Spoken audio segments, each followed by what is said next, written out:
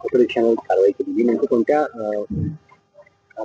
कारणामुळे कारवाई झाली आहे काय सांगा? जालना शहरामध्ये काही अवैधरित्या ऑटो रिक्षा चालत असल्याबाबतच्या आमच्या निदर्शनास आले, वरिष्ठांच्या निदर्शनास आले.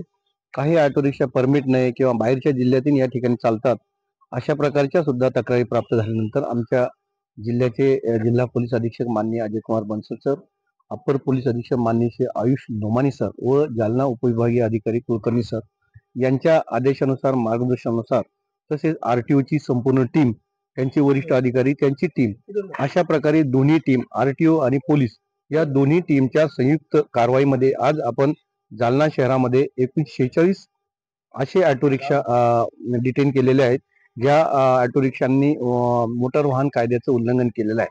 अशा सर्व कारवाई दरम्यान आरटीओ विभागाने त्यांच्यावर दंडात्मक कारवाई केलेली आहे. 46 वाहनापैकी 30 वाहनावर 3,15,700 रुपयाचा दंड आकारण्यात आलेला आहे.